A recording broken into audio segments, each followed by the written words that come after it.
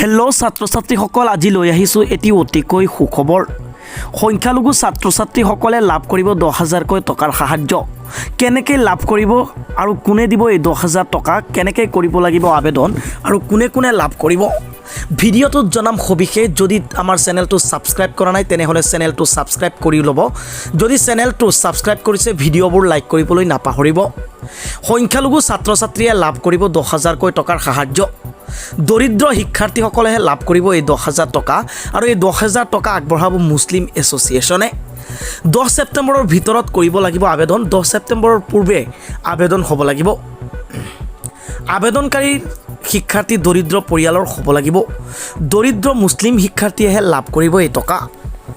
দৰিদ্ৰ শিক্ষাৰ্থীক স্কলাৰশ্বিপ প্ৰদানৰ লক্ষ্য আগত ৰাখিছে মুছলিম এছ'চিয়েশ্যনে। দ্বাদশ শ্ৰেণী উত্তীৰ্ণ হ'ব লাগিব। আবেদনৰ ক্ষেত্ৰত প্ৰয়োজন হ'ব বহু নথি পত্ৰৰ। দশম আৰু দ্বাদশ শ্ৰেণীৰ উত্তীৰ্ণৰ মাৰ্কশ্বিট দিব লাগিব। মেডিকেল, আইন, অভিযন্তা, সাংবাদিক শিক্ষাৰ্থীসকলকে দিয়া হ'ব এই অগ্ৰাধিকাৰ। ফটো পৰিচয় পত্ৰ লাগিব। আবেদন কেনেকৈ কৰিব লাগিব জানো আহক। আবেদন কৰিবলৈ মুছলিম এছ'চিয়েশ্যনে মুকলি কৰিছে মেইল আৰু ৱেবছাইট। মেইলটো হ'ল scholarship@zakat.com। মেইলত দিব লাগিব প্ৰমাণ আৰু কৰিব লাগিব আবেদন। যদি ৱেবছাইটৰ জৰিয়তে আবেদন কৰিব বিচাৰে তেতিয়াহ'লে www.indiazakat.com এই ৱেবছাইটৰ জৰিয়তে কৰিব পাৰিব আবেদন। ইয়াৰ ভিতৰত নিৰ্বাচিত মাত্ৰ 300 ছাত্ৰ ছাত্ৰীকহে দিয়া হ'ব এই ধন।